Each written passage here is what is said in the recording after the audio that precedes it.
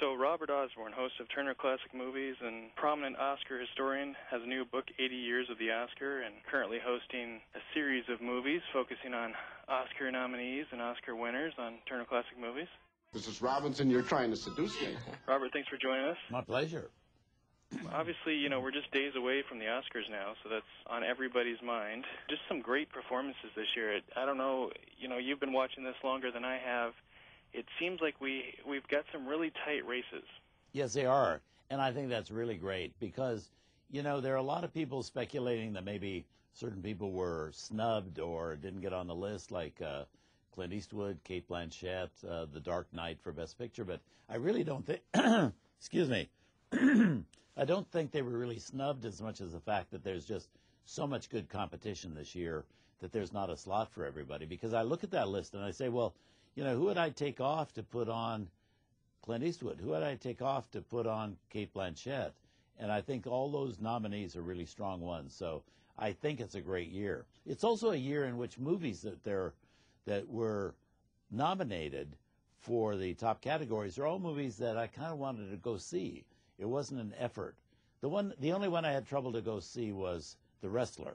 That wasn't one I was really attracted to go see in the first place, but he's wonderful in that movie. Oh, absolutely. Once you saw it, you were probably glad. Okay, I'm glad I saw it. Yeah. Right. Well, now, if you don't mind, I'd like to just kind of go down some of the main categories in the Oscars and just kind of get your take on it.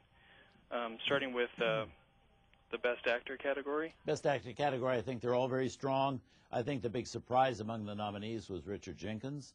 But I think he certainly deserves to be there. I think the one that will probably win, unless there's some upset, would be Sean Penn in Milk, because he's not only wonderful in the film, he's a much-respected actor, he's a great pro, and also he smiles for the first time. And we've never seen Sean Penn smile before. Right. Didn't know he could do it. Right. Now, does it seem, though, that it's kind of a four-man race, you know, with Jenkins just happy to be nominated, or do you think he has a chance? No, I think he has a chance. I mean, you know, if people see that movie, he's really got a chance. He's also well-liked in the industry. People know him, and people respect his work. And he's never been anywhere near an Oscar nomination before. So, yeah, he'd be the real underdog. They talk about Mickey Rourke being the underdog, but I think Richard Jenkins really is the underdog. Okay. Let's move to actor in a supporting role. Do you think this is the biggest consensus ever for what might be our winner, Heath Ledger? Well, it comes close, but there have been other years. I remember the year that Frank Sinatra was up for From Here to Eternity. I think it was kind of a slam dunk that he would get it, and he did. But certainly, I would certainly say that Heath Ledger is the most predictable one to win this year. I think it's a slam dunk for him. Right.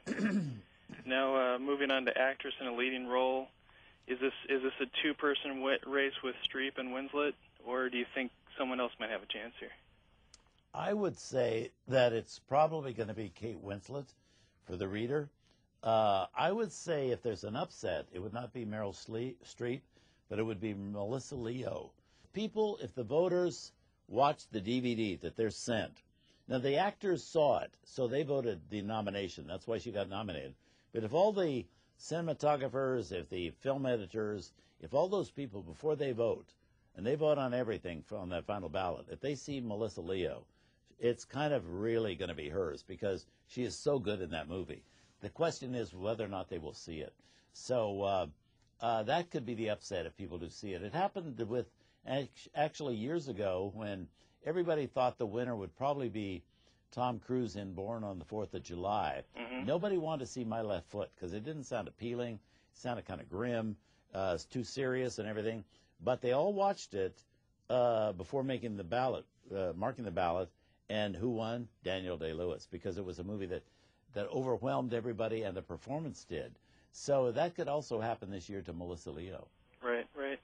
And now, actress in a supporting role, how do you see that shaking out? Well, if I had a vote, I'd vote for Viola Davis in Doubt, because I think she's really wonderful. But also, I think she does what that category was meant to do, and that's to honor somebody in a really supporting role.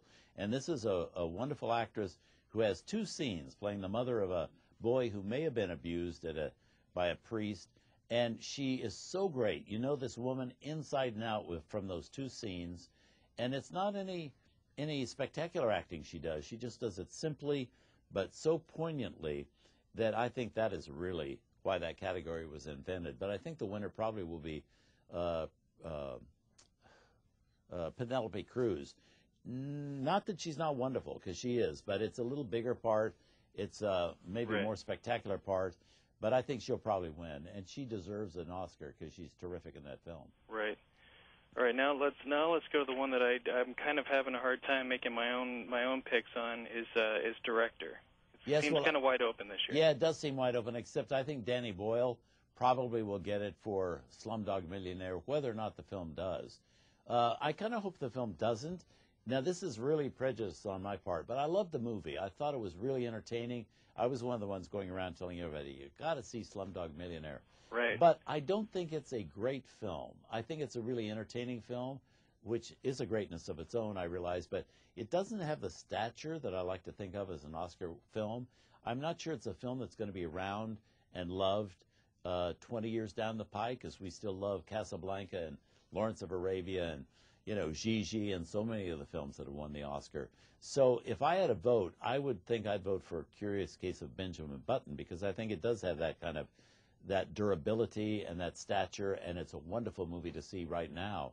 But so if I was voting, that's the way I'd vote. But if I was actually betting on this, I would probably bet on Slumdog Millionaire, because that seems to be the one with all the momentum right now. Now, although, as I've read from you and from others, that the Oscars are really kind of it's got to stand the test of time. Like, they're the definitive vote. Yes, the Golden Globe went to Slumdog, and it's a popular movie, and Dark Knight was big at the box office, but the Oscars are the definitive, this is the best movie, like you're saying. Yeah, maybe exactly. Slumdog isn't as great 20 years from now. Yeah, and I feel that. I feel very strongly about that. Although, it's not, though, that there's some big... It can happen, and it happened 10 years ago when everybody was crazy about, at that moment, Shakespeare in Love. And it won Best Picture over Saving Private Ryan, which was a really monumental film. And today, nobody ever talks about Shakespeare in Love. I don't think it's been mentioned since Oscar night. And nobody's seen it since then. Nobody's particularly wanted to see it since then. Right. So that does happen, and that could happen again this year. One of the things about our 31 Days of Oscar on TCM is the fact that every movie we show, has stood the test of time. And it's so wonderful to see these movies from the past, be it Notorious or Some Like It Hot or Lawrence of Arabia or Gigi or Gone with the Wind, and see a movie that was made like Gone with the Wind in 1939 that people loved back then and have loved ever since, and still respond to it today as they did all that time. Whereas today, everything has changed in the world. Morals have changed. Our lives have changed. We have internet now that we never had then. We live at a totally different pace in a whole different kind of world. We didn't have terrorism then. And yet we respond in that same way to that movie and to Casablanca and to so many other films. And I think that's the magic of movies. Right. And also your series also kind of introduces the younger audiences to those The Essentials, movies. Yeah, we have this series on TCM, for those that don't know, called The Essentials. And every Saturday night, I and somebody else co-host these movies that are movies that you really need to see if you want a well-rounded education in film. Doesn't mean that it's serious. So your education also includes, Some Like It Hot, and it includes the Marx Brothers, and it includes Gene Kelly and dancing, and Fred Astaire dancing up a wall and dancing with Ginger Rogers. So it's not all dry stuff at all. Right. But it's absolutely wonderful movies. If you're going to talk about movies, you've got to see North by Northwest with Cary Grant. You Absolutely. have to see Gunga Din with Cary Grant. You have to see Jeanette MacDonald and Nelson Eddy in something, and you have to see Fred Astaire in something, and Bogart in something. Right. So and I think that I'm very proud of that franchise and the fact that it does help people. You got to see Psycho. You have to see, you may not want to, but it's a part of movie culture. So even if you're not into horror films, you really have to see Psycho and see what a well-made film it is and why it's still relevant. It was made in 1960. We still enjoy it in 2009. Oh, absolutely. Absolutely. Now, just going back to the Oscars real quick, you kind of mentioned, are there any that you really feel that got snubbed? Obviously, you can only have 5 in most of the categories. Are there any that you were surprised about? That got snubbed this year? Yeah. Well, I do think The Dark Knight deserved a slot because I think it's such a cinematic movie. because it does something that, like Benjamin Button, they do something that you can't do on the page of a book. You know, F. Scott Fitzgerald wrote Benjamin Button as a short story, and Dark Knight was a comic book. On the page of a book, you can't do what movie makers did with either of those properties. They really made it cinematic and made it wonderful.